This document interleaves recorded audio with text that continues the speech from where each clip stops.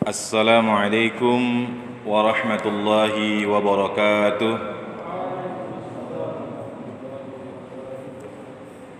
Innal hamdalillah nahmaduhu wa nasta'inuhu wa nastaghfiruh wa na'udzu billahi min shururi anfusina wa min sayyiati a'malina.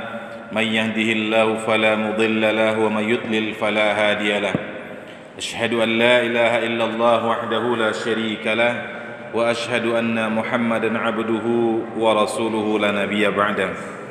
Allahumma salli wa sallim ala sayyidina Muhammad wa ala alihi wa sahbihi ajma'in, amma ba'd.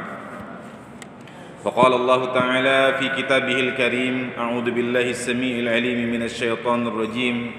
Ya ayyuhalladzina amanu taqullaha haqqa tuqatih wa la tamutunna illa wa antum muslimun. Alhamdulillah, segala puji bagi Allah Subhanahu wa taala yang malam hari ini kita masih diberikannya kesehatan, kekuatan lahir dan batin, sehingga kita bisa melanjutkan kembali pengajian kita tentang Sirah Nabawiyah, kisah kehidupan baginda Rasul sallallahu alaihi wasallam yang digambarkan oleh para ulama bahwa mempelajari Sirah Nabawiyah ini sangat berbeda dengan mempelajari sejarah kehidupan manusia biasa. Kalau kita membaca kehidupan seseorang, autobiografi, mungkin tidak mendapat pahala apa-apa. Tapi kalau kita membaca sejarah kehidupan baginda Rasul sallallahu alaihi wasallam, membacanya, mempelajarinya, apalagi menghayati dan bahkan melaksanakannya, mencontohnya, itu bernilai ibadah. Karena melaksanakan perintah Allah dalam Al-Quran. Laqad kana lakum fi Rasulillahi uswatun hasanah. Sungguh telah ada pada diri baginda Rasul sallallahu alaihi wasallam itu suri toladan yang baik. Jadi kalau kita ingin mengenal baginda Rasul, ingin meneladani baginda Rasul, yang pertama kita kenal dulu. Bagaimana mungkin kita meneladani beliau kalau kita tidak tahu kisah kehidupan beliau? Jamaah rahimakumullah, malam hari ini kita lanjut siyasatul mufawadat atau siasah negosiasi. Jadi dalam kehidupan baginda Rasul sallallahu alaihi wasallam, setelah beliau dakwahnya sembunyi-sembunyi, kemudian dapat perintah dari Allah untuk memberikan peringatan kepada asyiratakal aqrabin, peringatan kepada keluarga terdekat, dikumpuli keluarga terdekatnya. Sudah kita bahas ya Pak, sampai muncul komentar dari Abu Lahab, kemudian dibalas oleh Allah Subhanahu wa taala, tabbat yada abi lahabi wa tab. Sudah dikumpulin, mereka masih menolak, kemudian dilakukan penyiksaan, al-idza. Ada Rasulullah dilempari, ada Rasulullah ditaruhin kotoran di punggung beliau, macam-macam gangguannya, siksaannya. Bahkan ada sahabat Nabi yang mati dibunuh. Ketika mereka mengeluh kepada Nabi, kata Nabi apa? Dulu umat sebelum kalian ada yang digergaji kepala sampai bawahnya ini sampai belah dua. Ada yang disisir kulitnya ini, dagingnya sampai terlepas daripada tulangnya. Luar biasa yang dialami oleh sahabat ketika mereka masuk dalam agama Islam ini. Nah, ternyata ditakut-takuti seperti itu, dakwah Islam ini bukannya makin menurun, malah semakin banyak. Dan dalam sirah digambarkan ketika lebih banyak lagi orang-orang masuk Islam, bahkan bukan hanya orang-orang lemah, bahkan bukan hanya orang-orang miskin, kaum du'afa, bahkan pembesar-pembesar mereka juga, seperti contohnya Sayyidina Hamzah, masuk Islam. Akhirnya mereka berpikir bagaimana menghadapi Muhammad ini. Kalau kita kerasin, kita siksa mereka, tambah banyak yang simpati. Harus rubah strateginya. Maka kemudian muncullah dalam sejarah Islam itu, dalam sejarah baginda Rasul, siyasatu al-mufawwadat atau siasah negosiasi. Sebagaimana digambarkan oleh Ibnu Ishaq, haddatsani Yazid ibni Ziyad an Muhammad ibni Ka'ab qala hadatstu anna Utbah ibni Rabi'ah wa kana sayyidan qala yauman wa huwa jalisun fi nadi Quraisy. Jadi diceritakan dari sejarahnya dari Ibnu Ishaq sampai kepada kami, kata dia, dari Yazid bin Ziyad dari Muhammad bin Ka'ab Al-Qurazi, dia berkata, aku mendapatkan cerita dari Utbah bin Rabi'ah, wa kana sayyidan. Utbah ini Pak salah satu di antara pemimpin orang-orang Quraisy.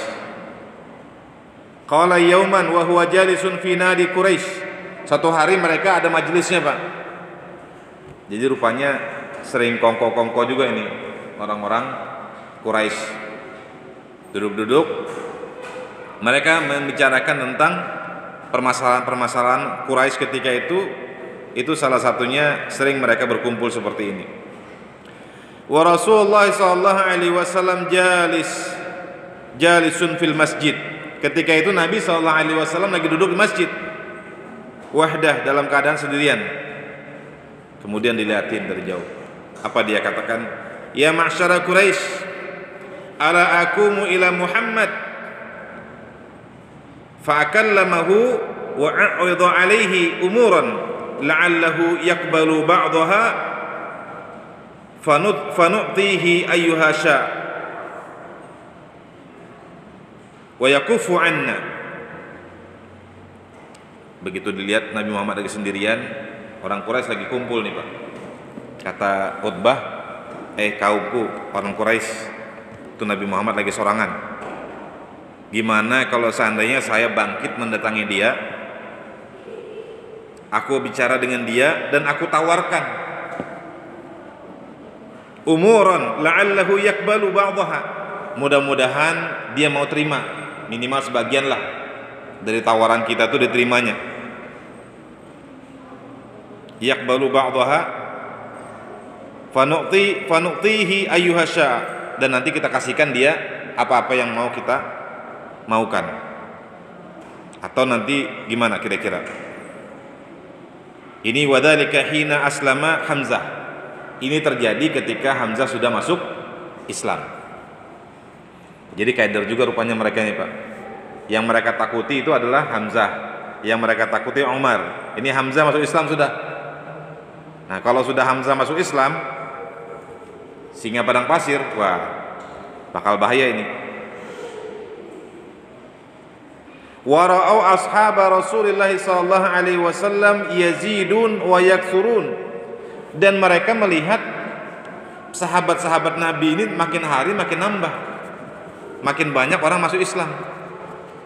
Dakwahnya ini bertambah terus. Maka kata orang Quraisy ketika itu, bala ya Abul Walid, ayo silahkan kamu coba Abul Walid.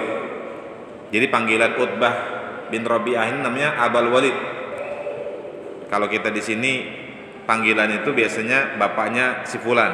Nah, Ustaz Ismail nih, Abu siapa? Ustaz Ismail anak pertamanya? Ya, Sakir. Nah, Abas Sakir. Ya Abas Sakir atau Abu Sakir. Jadi yang disebut dengan Abul Walid ini adalah Utbah tadi. Kum ilaihi fakallamahu, maka pergi kamu ke sana, datangi Nabi Muhammad, Muhammad kata dia. Faqama ilaihi Utbah hatta jalasa ila Rasulillah sallallahu alaihi wasallam, maka kemudian dia datangi, faqala ya ibni akhi, wahai anak saudaraku. Kalau anak saudara berarti apa Pak? Ya, anak saudaraku, ponakan. Nah, berarti ponakan ini levelnya di bawah.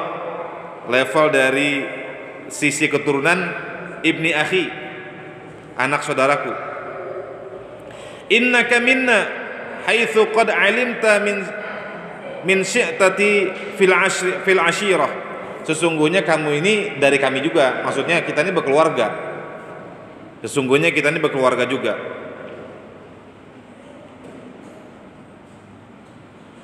Fal makani fin nasab, punya kedudukan dalam sisi nasab, keturunan. Jadi Nabi Muhammad ini Pak bukan keturunan sembarangan. Jadi kalau diurut ke atas itu sampai kepada Nabi Ibrahim. Jadi bukan orang sembarangan, dan beliau ini adalah orang Quraisy. Orang Quraisy ini adalah orang paling terpandang di antara suku-suku Arab ketika itu. Wa innaka qad ataita qaumaka bi amri azim faraqta bi jama'atuhum wa safahta bihi ahlamahum. Apa kata Utbah tadi? Sesungguhnya engkau telah mendatangkan dengan kaum-kaummu ini, dengan orang Quraisy ini, dengan orang Arab ini, bi amri azim, dengan sesuatu yang besar, sesuatu yang faraqta bihi jama'atahum, yang memperpecah belah di antara mereka, jamaah mereka. Dia kan Pak, ada budak masuk Islam, akhirnya dia dianggap tidak mau turut sama tuannya karena punya Tuhan sendiri. Ada anak tidak mau ikut dengan ajaran orang tuanya, akhirnya berpisah antara anak dengan orang tua. Jadi ajaran yang kamu bawa ini memecah belah, kata Utbah. Wasafahta bihi ahlamahum, dan kamu bodoh-bodohkan orang-orang terpandangnya mereka ini, kamu bodoh-bodohkan. Wa'ibta bihi alihatahum, dan kamu kamu maki-maki Tuhan-Tuhan mereka, wadinahum, dan agama mereka. Wa kafarta bihi man madha min abaihim, dan kamu anggap kafir apa-apa yang telah berlalu dari orang-orang nenek moyang kita. Jadi Nabi Muhammad ini dinasihati sama dia, gara-gara kamu menyampaikan ajaran kamu ini, berkeluargaan kita pecah belah, kemudian orang-orang terkemuka kamu anggap bodoh-bodohin sama kamu, kemudian kamu anggap kafir orang-orang yang sudah nenek moyang kita dulu, kemudian Tuhan-Tuhan kita kamu maki-maki. Fasma'u minni a'rid 'alaika umuran tanzuru fiha la'allaka taqbalu minha ba'daha. Sekarang dengarkan saya. Dengarkan saya, mudah-mudahan kamu ini mau menerima apa yang aku akan tawarkan ini. Faqala lahu Rasulullah sallallahu alaihi wasallam, ya Abul Walid, qul ya Abul Walid. Ayo silahkan Abul Walid, saya dengarkan. Asma'u, saya dengar. Ya ibni akhi. Dianukan lagi, pada tegaskan lagi, ai anak saudaraku. Jadi sudah posisi Nabi Muhammad sudah dianggap di bawah. Ya ibni akhi, in kunta innama turidu bima ji'ta bihi min hadzal amr malan jama'na laka min amwalina hatta takuna aktsarana malan. Kalau kamu ingin harta, maka kami akan kumpulkan semua harta-harta kami, dan harta kami itu akan kami berikan kepada engkau sampai engkau jadi orang yang paling kaya di antara kami. Kalau kamu mau harta. Kemudian wa in kunta turidu bihi syarafan sawadnaka alaina hatta la naqta'a amran dunaka. Kalau engkau ingin menjadi orang yang dimuliakan, kami akan jadikan sebagai pemimpin kami, sampai tidak ada persoalan yang kami putuskan tanpa engkau mengizinkannya. Ini yang kedua tawarannya. Wa in kunta turidu bihi mulkan malaknaka alaina. Maka kalau seandainya engkau ingin jadi raja, kami akan jadikan kamu menjadi raja kami. Ayo kita bikin kerajaan, nanti kamu jadi rajanya. Bayangkan Pak, Nabi Muhammad ini ditawarkan. Padahal kalau kita mikir sekilas aja nih Pak, kalau kita ditawarkan jadi pemimpin, ya udah ambil aja. Kalau kita tawarkan jadi raja, ya udah ambil aja. Nanti sudah jadi raja, kamu jadi Islam, masuk Islam. Kan gitu logika sederhana kita kan? Ini yang kalau seandainya kita berpikir sederhana.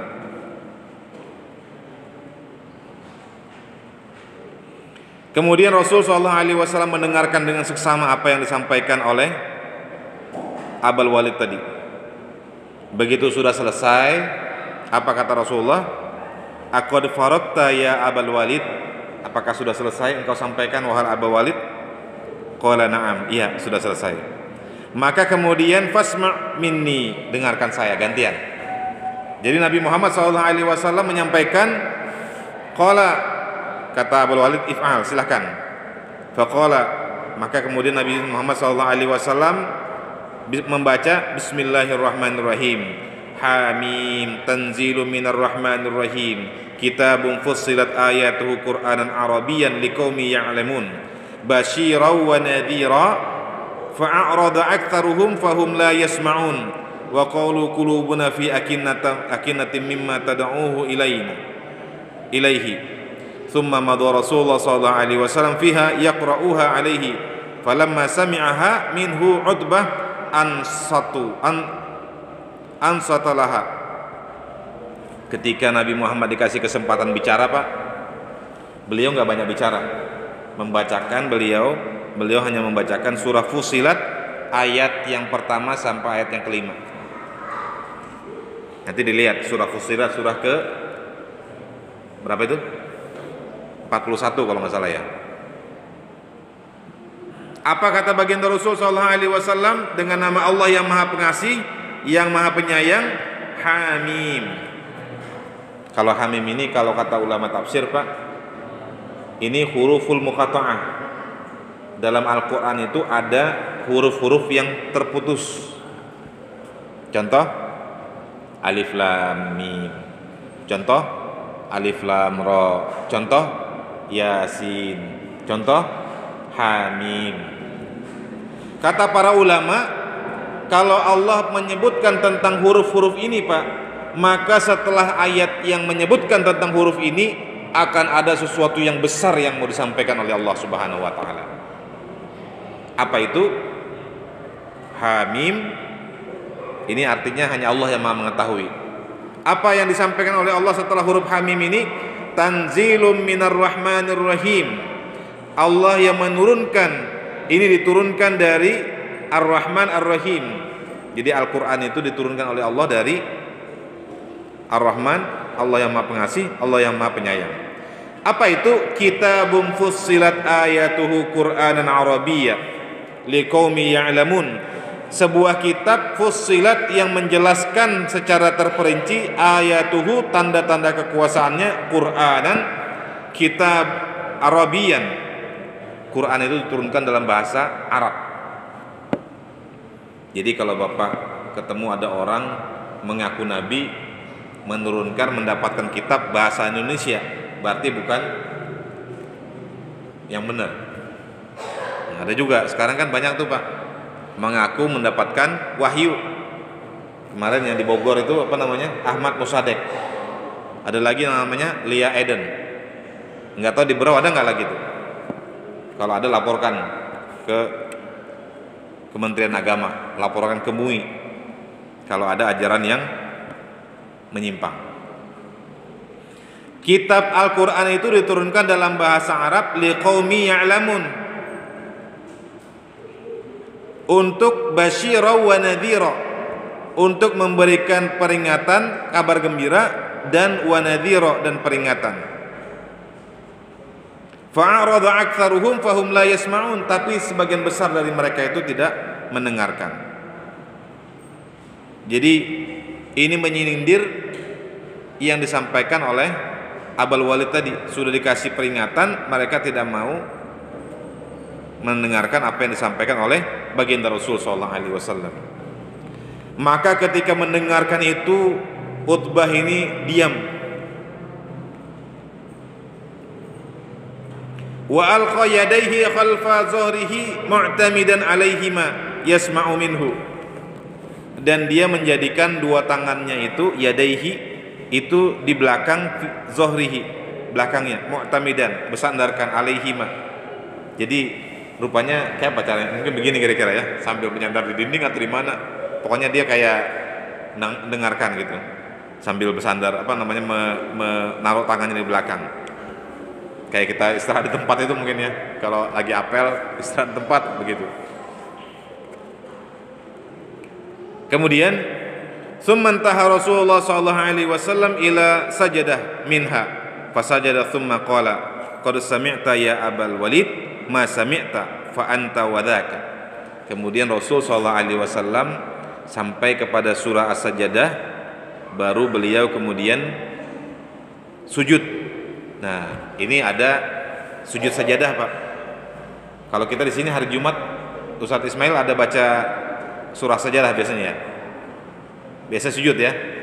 Nah, kalau kita sujud hari Jumat itu, Pak, itu bukan 3 rakaat sholatnya, ya kan? Ustadz, itu kenapa di sana sembahyangnya subuh 3 rakaat? Tapi hari Jumat aja Ustadz, begitu didatangi, oh ternyata orang sujud sajadah itu bukan 1 rakaat, Pak. Karena kalau 1 rakaat itu kalau ada rukuknya. Jadi rakaat itu akar katanya sama dengan rukuk. Makanya kalau menurut para ulama, kalau kita ruku itu masih sempat, maka kita mendapatkan 1 rakaat. Jadi begitu mendapatkan ayat tentang sajadah, perintah sajadah, maka kita sujud. Itu ayatnya di mana aja. Kalau kata Imam Ibn Rajab, beliau sangat menganjurkan untuk setiap hari Jumat itu ada sujud sajadah. Jadi bisa pakai ayat yang tadi, Alif Lam Mim Tanzil, atau ayat yang lainnya. Tapi kalau Nabi Muhammad SAW, beliau mencontohkan itu sujud sajadahnya dengan menggunakan Alif Lam Mim Tanzil. Kita biasanya hari Jumat baca Alif Lam Mim Tanzil, surah As-Sajdah, surah ke-32. Nanti ayat yang keduanya, rakaat keduanya, membaca Hal Ata 'alal Insan. Lumayan lama juga tuh, Pak. Cuman kalau saya pernah sering kalau ikut sholat di Samarinda, ada sebuah perumahan di Samarinda itu di daerah Lok Bahu, itu dia kalau hari subuh kalau sholat subuh itu agak panjang ayatnya. Karena mereka meyakini bahwa sholat subuh itu masyhuda, disaksikan oleh malaikat. Jadi sip-sipannya malaikat itu dua-duanya, Pak, malaikat malam dengan malaikat siang itu dua-duanya menyaksikan karena pergantian sip. Memang karyawan aja ada sip-sipan. Ternyata malaikat menyaksikan. Nah, karena banyak yang menyaksikan, ayatnya agak panjang. Sayang kalau seandainya sholat subuh itu cuman baca kuliah sama kul huwallah, pendek. Biar agak panjang karena disaksikan oleh para malaikat. Nah, jadi surah Sajadah itu surah yang ada ayat perintah untuk sujud. Nah, Nabi SAW ketika mendapati ayat Sajadah surah Fussilat ini, maka beliau sujud. Fasajada tsumma qala, kemudian beliau bersabda, wahai Abal Walid, sesungguhnya engkau telah mendengarkan apa yang aku sampaikan, maka sekarang fa anta wa dzaka, terserah kepadamu. Kamu mau ambil silahkan, kamu nggak mau nggak apa-apa juga. Yang penting sudah disampaikan oleh baginda Rasul sallallahu alaihi wasallam. Terserah.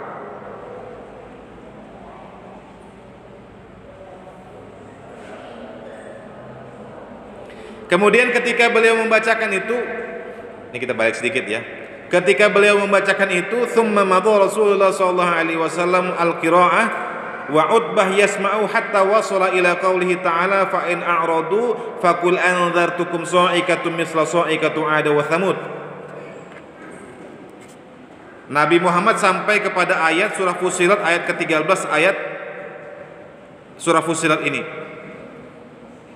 yaitu fa in a'radu faqul andartukum sa'iqatum misla sa'iqatu 'ad wa thamud. Maka ketika kamu menyampaikan, ketika Nabi Muhammad SAW menyampaikan itu, faqul andartukum, katakanlah bahwa sesungguhnya aku sudah memberikan peringatan kepada kalian dengan sa'iqah, apa namanya, petir yang menggelegar, suara yang menggelegar. Mislu sa'iqatu 'adi wa tha'ada wa thamud, seperti halnya yang terjadi kepada kaum 'Ad dan kaum Thamud. Fa amsaka Utbah wa nashiduhur rahim ayyakufu 'anil qira'ah. Sudah stop katanya. Wa dzalika khaufan, karena yang demikian itu dia takut kalau seandainya beneran ini, Pak.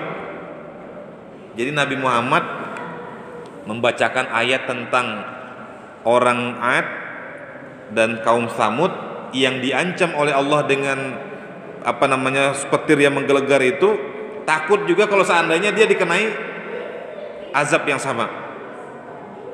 Jadi orang Arab itu, Pak, meskipun dia mendustakan Nabi Muhammad, meskipun mereka tidak percaya kepada Nabi Muhammad, tapi begitu diancam sedikit dengan ancaman dalam Al-Quran tadi, takut mereka. Jangan-jangan ini beneran.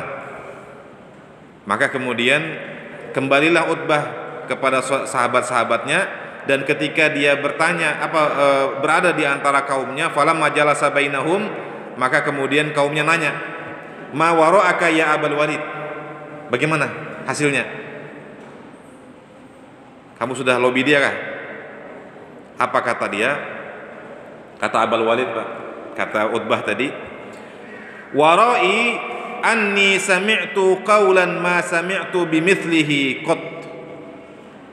Yang aku dengar, kata dia, yang aku dengar ini perkataan ma sami'tu bimithlihi qat. Belum pernah sama sekali aku mendapati perkataan seperti ini.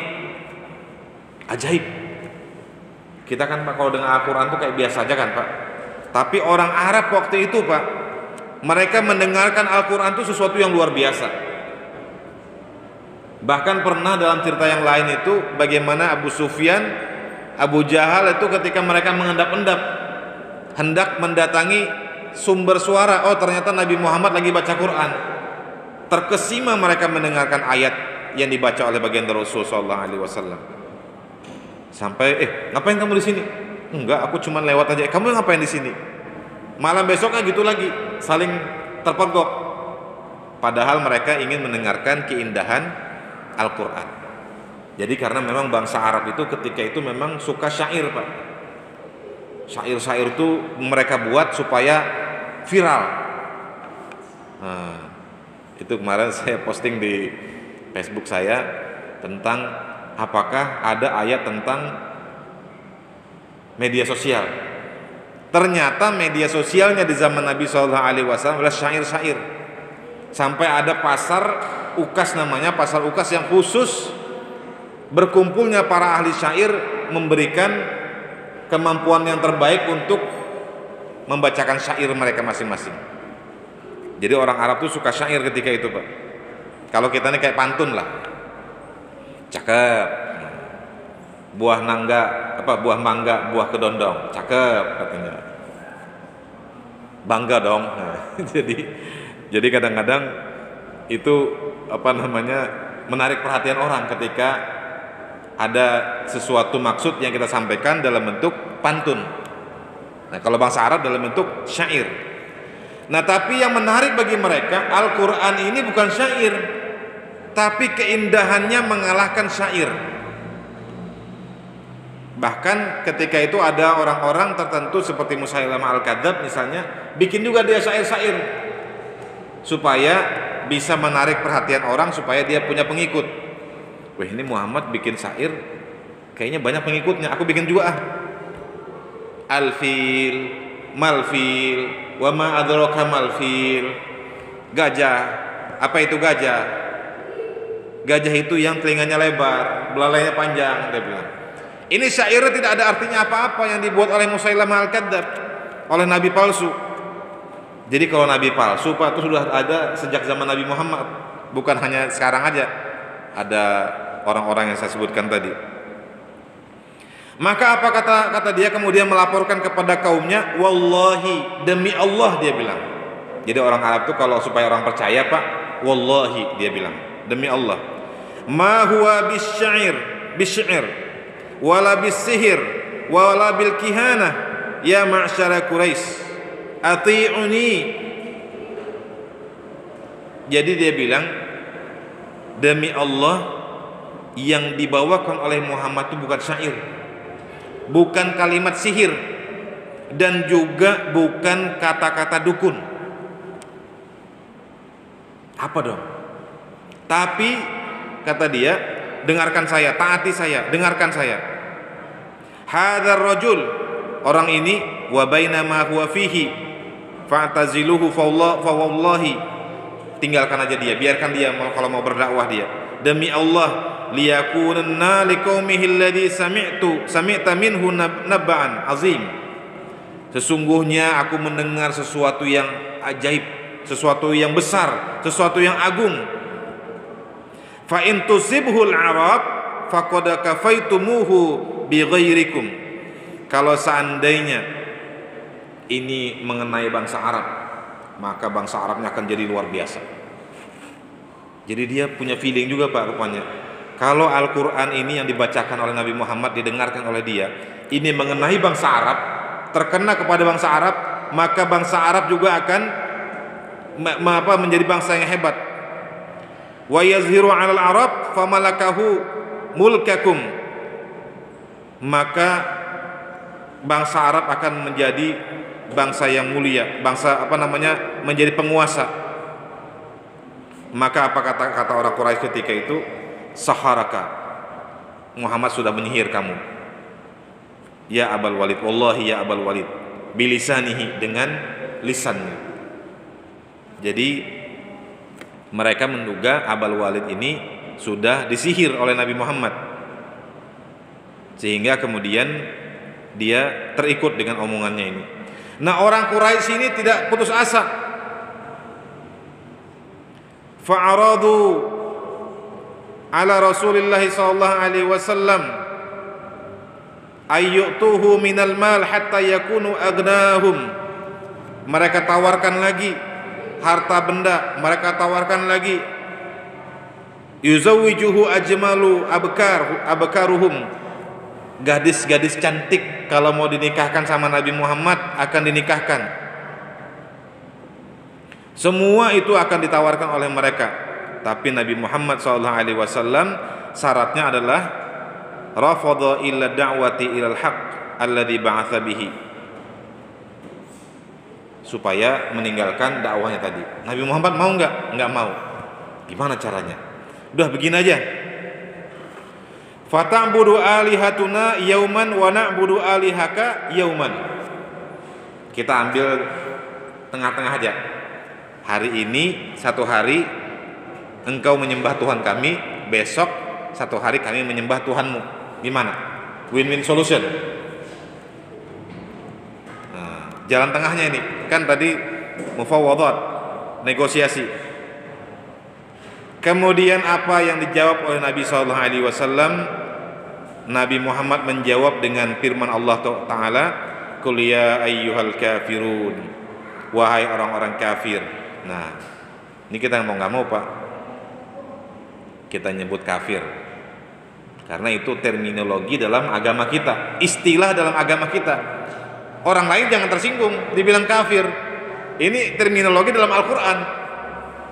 Kalau kita menghilangkan istilah kafir, maka kita durhaka terhadap Allah, karena ini ayat Allah. Ini konteksnya konteks kita beragama internal kita aja, tidak bicara dengan orang luar. Jadi orang-orang kafir itu la a'budu ma ta'budun, saya tidak menyembah apa yang kamu sembah, kalian sembah. Wala antum 'abiduna ma a'bud, kalian juga tidak menyembah apa yang kami sembah. Wala ana 'abidu ma 'abadtum, demikian juga wala, dan tidaklah saya 'abidun menjadi hamba ma 'abadtum, apa yang kamu sembah. Wala antum 'abiduna ma a'bud, Kamu tidak akan menyembah apa yang kalian tidak akan menjadi penyembah apa yang aku sembah. Lakum dinukum waliyadin. Agamamu agamamu, agamaku agamaku. Jadi bingung mereka ini. Apalagi yang mau ditawarkan kepada Nabi Muhammad SAW. Sudah ditawarkan. Bahkan mereka mengatakan di sini, wa'aradu alaihi tib. Mereka menawarkan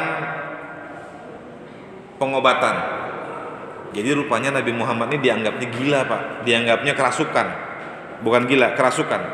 Mereka menawarkan tib atau tabib atau pengobatan.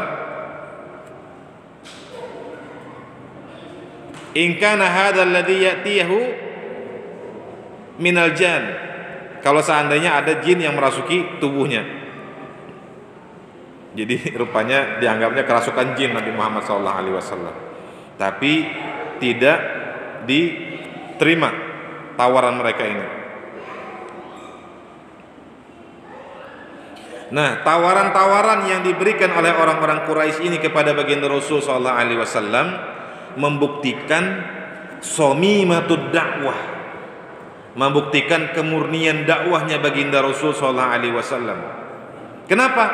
Karena tujuan Rasul berdakwah bukan karena harta. Tujuan Nabi berdakwah bukan karena mencari kemuliaan, menjadi pemimpin, menjadi presiden, menjadi gubernur, menjadi bupati, bukan.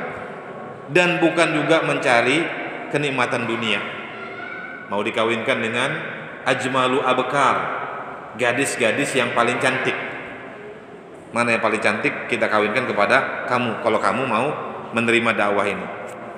Padahal Nabi Muhammad sudah kawin nih kan, sudah umur 40 tahun beliau. Ternyata Nabi Muhammad SAW tidak mau menerima tawaran-tawaran itu.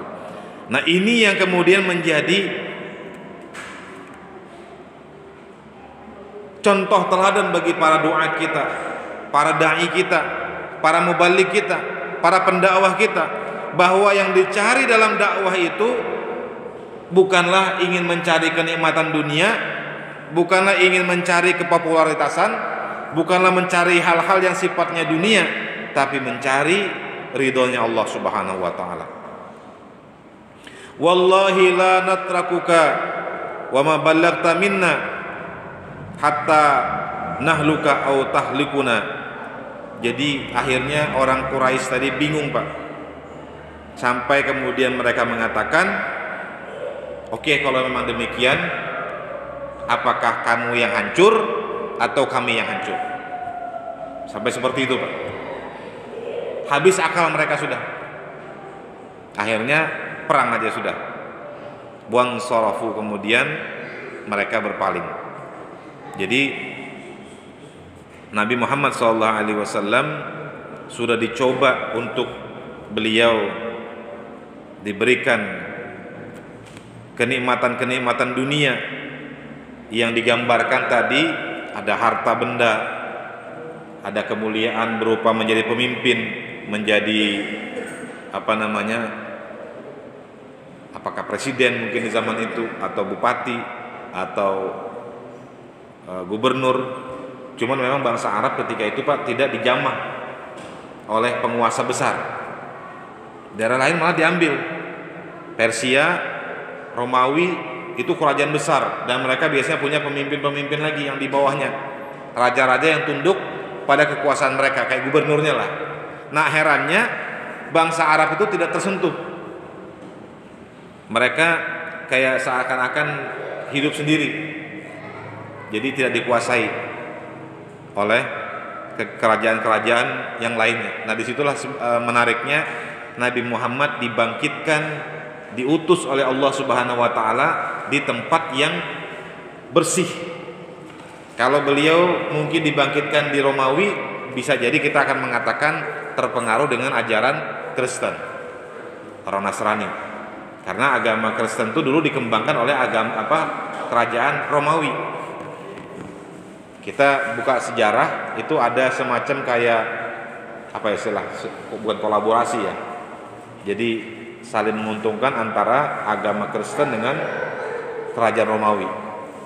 Kalau Majusi itu oleh kerajaan Persia. Nah, Nabi Muhammad SAW ini diutus oleh Allah Subhanahu wa taala di tempat yang tidak terpengaruh oleh budaya-budaya yang tadi.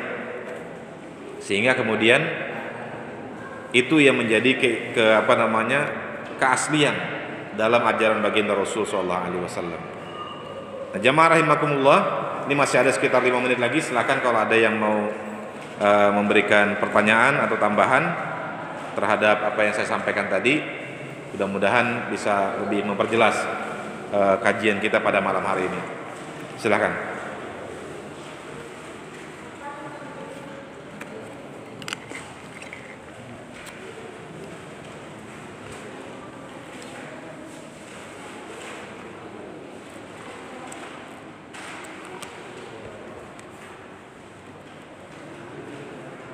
Silakan, ada yang mau ditanyakan? Betul. Waalaikumsalam warahmatullahi wabarakatuh.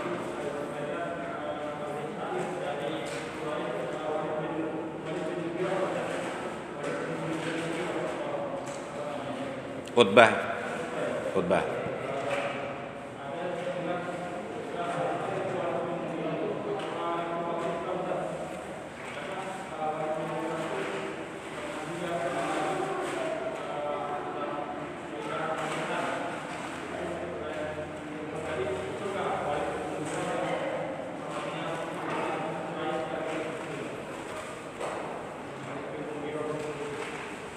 Oh, maksudnya ada lagi orang lain yang namanya Walid bin Mughirah.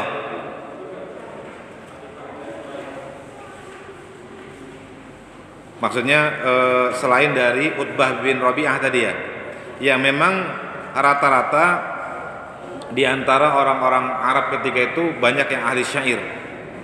Jadi kalau Nabi Muhammad SAW itu punya sahabat Hasan bin Thabit namanya. Makanya dalam Al-Quran itu ada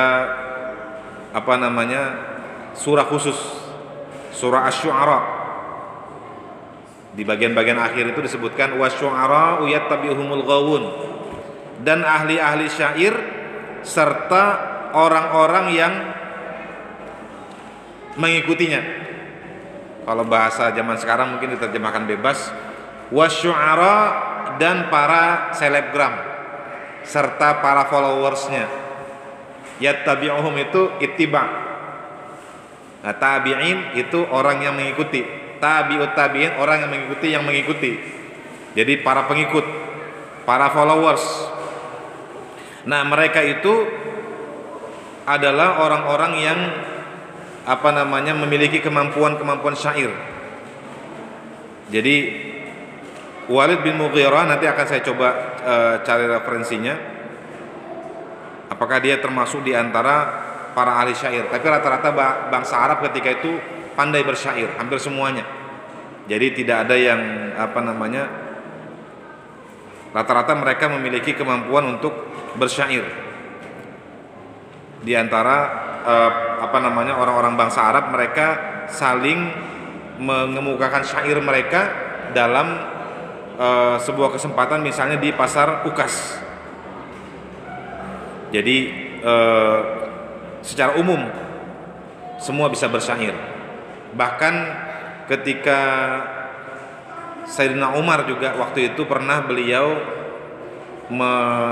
melewati sebuah jalan, mendapati Rasulullah sallallahu alaihi wasallam ketika beliau membaca salah satu di antara ayat Al-Quran di juz 29 itu. Sampai kepada ayat itu beliau baca wa ma huwa bisyair qalilan ma tu'minun. Saking kagumnya Sayyidina Umar, sampai Sayyidina Umar mengatakan orang ini ahli syair Nabi Muhammad. Ternyata ayat yang dibaca oleh Nabi Muhammad wa ma huwa biqauli syair. Ini bukanlah perkataan penyair. Qalilan ma tu'minun, sedikit orang yang beriman. Kalau begitu jangan-jangan dia ini dukun. Kok dia tahu bahwa saya mengira dia ahli syair? Kemudian ayat yang berikutnya wala biqauli kahin. Ini bukan juga perkataan dukun. Qalilan ma tadhakkarun, sedikit orang yang mengambil pelajaran. Jadi memang bangsa Arab itu gandrung betul. Tidak mungkin tidak terkecuali semua orang pandai bersyair ketika itu. Boleh dikatakan hampir semua orang pandai bersyair karena memang musimnya adalah musim bersyair.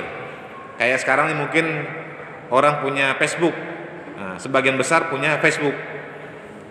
Nah, itu wahana untuk dia mensosialisasikan apa yang dia ingin sampaikan dari postingannya itu. Jadi postingannya zaman itu adalah syair. Nah, tentang Mughirah bin Syu'bah Mughirah bin Syu'bah sahabat Nabi ya. Walid bin Mughirah nanti insyaallah kita coba carikan referensinya sampai sejauh apa beliau punya kemampuan syairnya. Tapi rata-rata bangsa Arab waktu itu punya kemampuan syair. Mungkin demikian karena sudah waktu Isya sudah masuk. Mudah-mudahan bermanfaat pengajian kita malam hari ini untuk meningkatkan keimanan kita dan meningkatkan kecintaan kita kepada baginda Rasul sallallahu alaihi wasallam, dan mudah-mudahan kita mendapatkan syafaat dari baginda Rasul sallallahu alaihi wasallam dan berkumpul bersama baginda Rasul di surganya kelak bersama para sahabat radhiyallahu anhum ajmain. Subhanakallahumma bihamdika asyhadu an la ilaha illa anta nastaghfiruka wa natubu ilaik. Wabillahi taufiq wal hidayah. Wassalamualaikum warahmatullahi wabarakatuh.